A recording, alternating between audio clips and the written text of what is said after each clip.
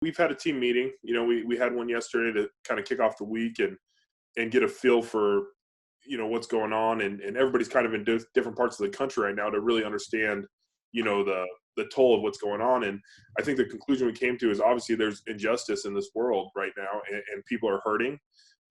People need help, and we're going to try and use our power and our position to help them. Jarvis came up and he spoke to the team for maybe 10 minutes yesterday and just tried to tell us how we can use our platform a little bit better, because I think the vast majority of people want to help and want to improve the situation. Coach Stefanski, gave us a list of different things that we can go about. And that's just really just getting in our communities, going out and voting, like not just presidential, not just, nationwide, but locally. Like what can we do locally to help? And then it's going back and giving out to the kids that need the help.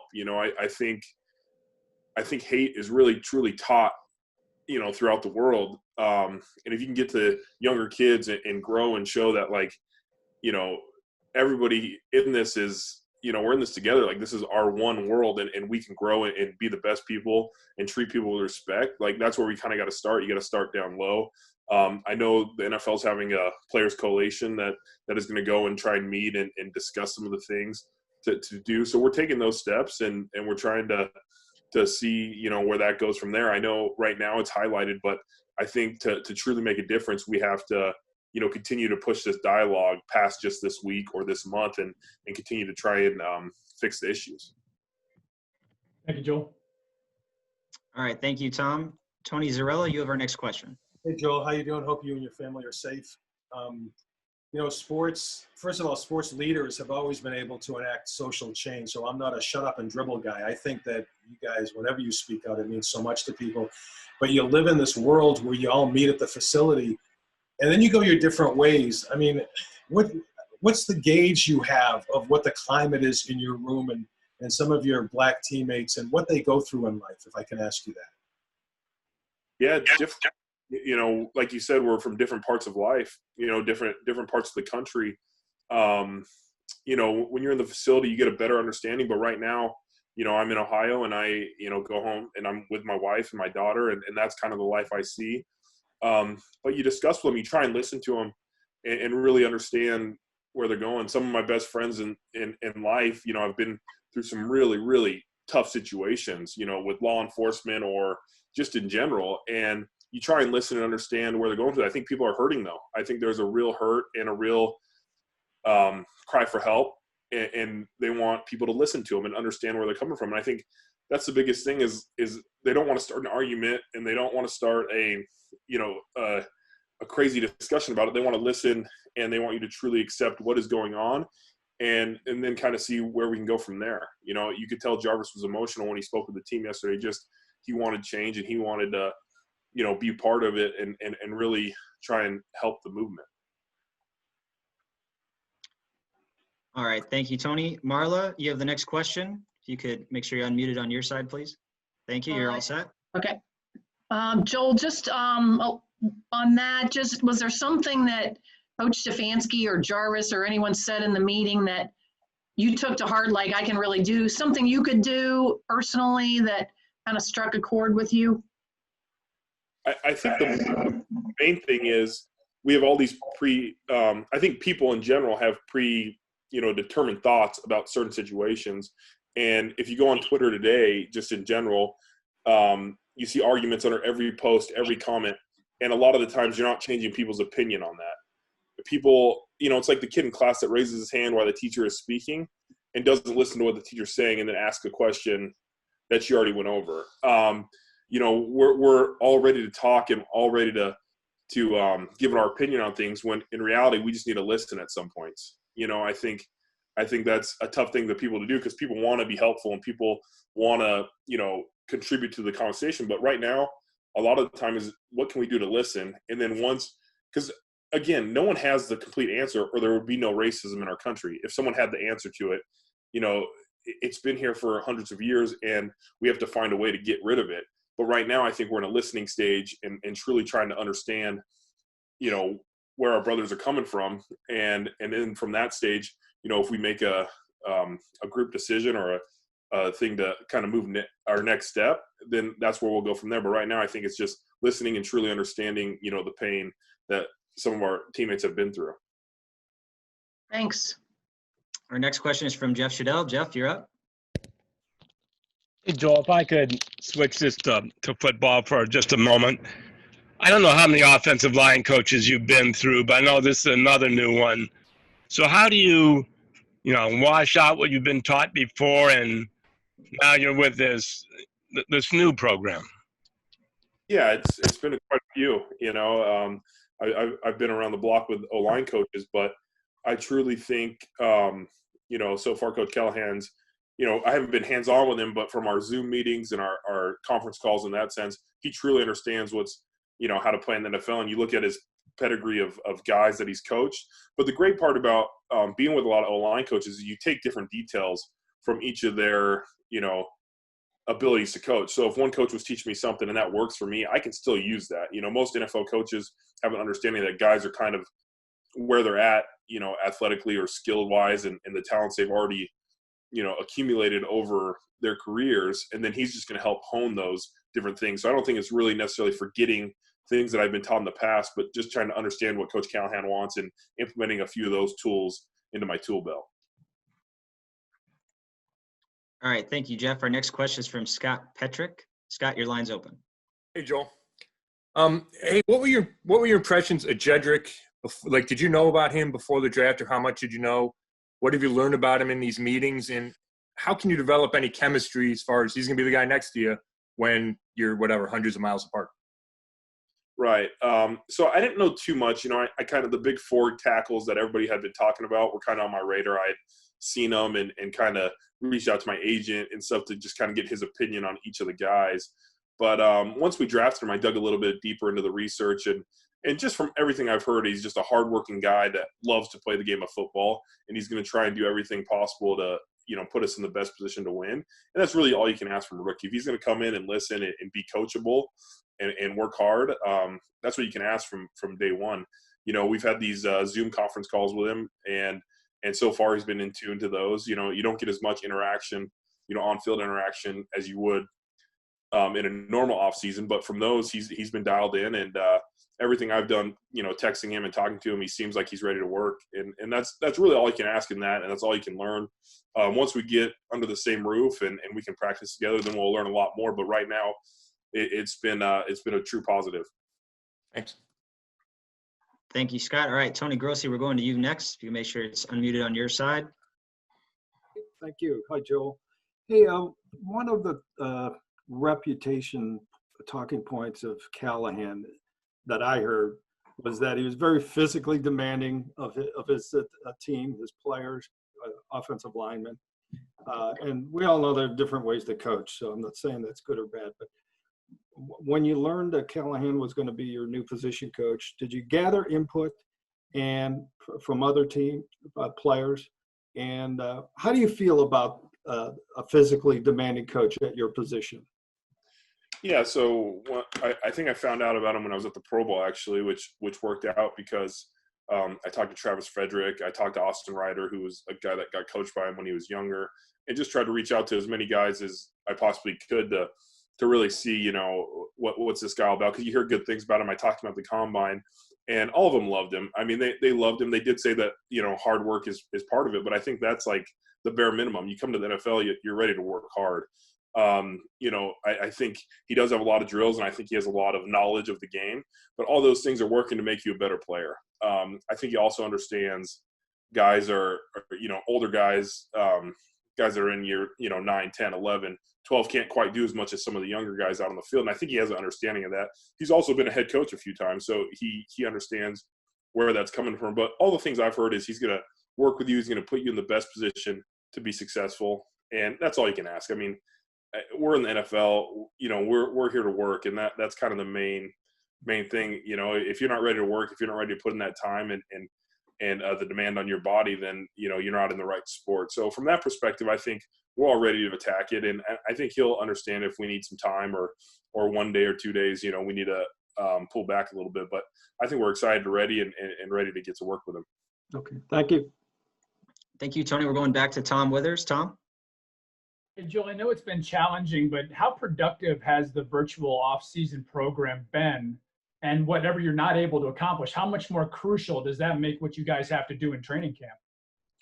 Yeah, it's been different for sure. I do think the Zoom meetings have been successful for us. We've got the whole offense, base installed at least, and there's an understanding of things, and that might be easier for guys who've been in the league for going on 7 years now, because I've been in a few offenses. I kind of understand how to install it. So from that perspective, I get it, and doing that thing and then working out on your own, it's kind of a checklist of who's really pushing themselves and who's not. But it's gonna be interesting when we come together for training camp. If that's the next step, is how are we gonna establish on the field? Because you can understand it from a book and paper perspective. Once you get on the field, things bullets start flying and you're ready to roll. So from that perspective, it'll be interesting to see. It might take a couple weeks to get up to speed in that sense. But if you get your 6 weeks of training camp, I think you're gonna have plenty of time to get the plays in and understanding of the offense. And I know we have a good foundation set, and we still have a few more weeks of this offseason program to keep building on that. Thank you.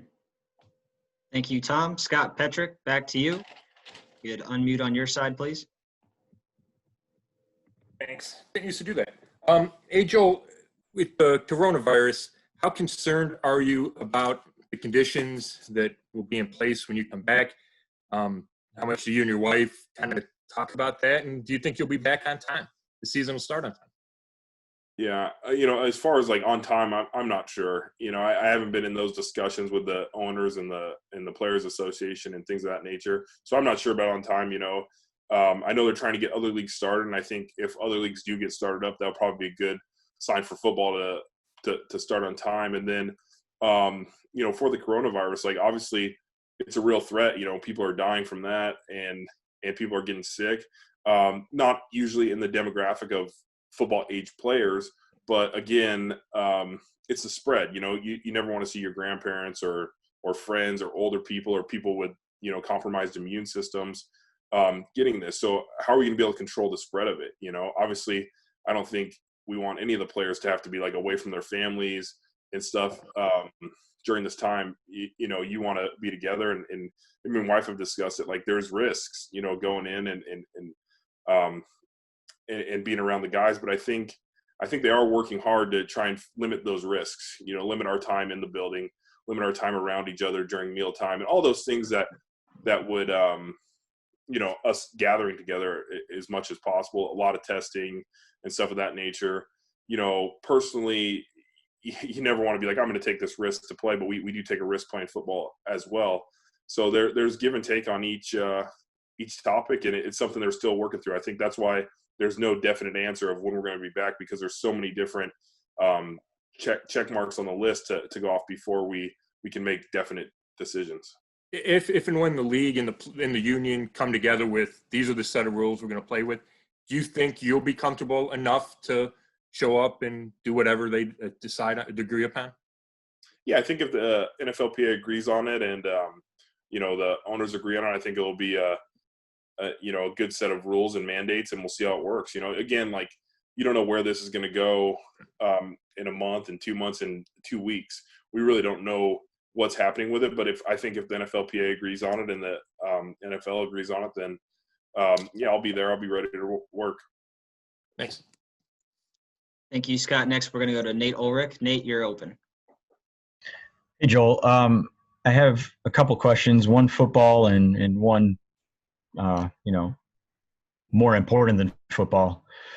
The football one is Jack Conklin, and what do you think of his acquisition and what your kind of relationship is with him at this point? And then the other one is when you were talking earlier about making sure we push this dialogue beyond this week, beyond this month, do you think that, this coming season, whenever it starts, is going to give you guys an opportunity to continue to raise awareness the way the Browns did in 2017 when, several players and even ownership got involved and with some of the, kind of the peaceful protests inspired by Colin Kaepernick from 2016? Yeah, the first question is, I got to talk to Jack right after he signed, and we've obviously been in the Zoom meetings together, and it's he's been real good. Just from watching them play, and especially watching them this year because they had Derrick Henry running behind them. Like, he's been in a zone system before, and he's been in a lot of that play action system, which we're hoping to run this year. He's built for it. He's tough. He's strong. He can move well. And so all those things have been good. I know he's excited to actually get to Cleveland and get to work, but I know he's putting in the work at home right now with his family. And but I think he's a great addition. I think anytime you can add a piece that he's been an all-pro in his career, and he's one of the better right tackles in the game to an offensive line, you're gonna help help the team hopefully. But no, I think he's built for this offense, and I've enjoyed spending time with him, on Zooms and through texts and conversations, and I'm looking forward to getting to meet him in person. And then as far as the other question goes, I hope players and owners use a platform to keep the dialogue open. I hope there's a way where, and I think Dee and Jimmy Haslam have done a great job in the community. They've given back, tons, and they continue to give back, and they're open to discussing things with players and want to know where their money should go. And it's been an honor to, be in that system with them. But I think if we get back to, regular football and we have a season this year, I think players are going to use their platform, which they should. People listen, kids listen. And I think, you start the younger generation and you teach them, to love each other and to have that compassion and empathy for other people. And I think that's where it grows in this country. And so I hope, players and ownership and the NFL as a whole uses its platform to really promote, that love. All right. Thanks, Nate. We're going to take one last question. It's going to be from Dan Lobby. Dan, your line is set.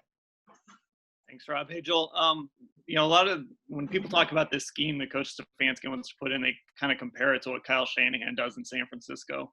Do you see those similarities? Because obviously you played under Shanahan in 2014. And also, how do you think this can benefit your quarterback, Baker Mayfield? Yeah, I do see the similarities. I think, there's probably 6 or 7 teams that kind of run this outside zone system. I think Shanahan's probably the most entrenched in it, where he runs it all the time. But I think a lot of similarities to that system, and you get the boots off of the runs. It's the marriage of the run and pass, right? Like, we want to make the runs look just like the passes, the play actions just like the runs, and it all kind of works itself together. And I think, I'm excited to get back in it. I thought we had a good offense my rookie year. Obviously, we had some quarterback difficulties and things of that nature, but I think we showed that it can be a successful offense. And then, obviously, Shanahan's taking the Falcons and the Niners to the Super Bowl with the offense. So there's definitely, a chance to do some things on offense that we're excited to do. And then Baker, I think he works in this offense great.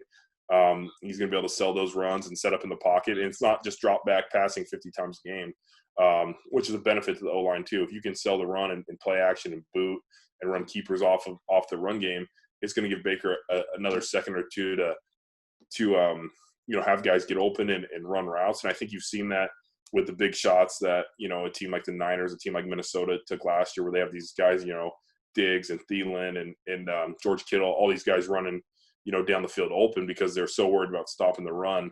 And if you look at the stats kind of from the last couple of years, Baker's actually been a really good rollout quarterback and a quarterback that's, been able to throw off the run and stuff like that. So I think this offense fits him really well, and I'm excited to, get some reps and see him in it.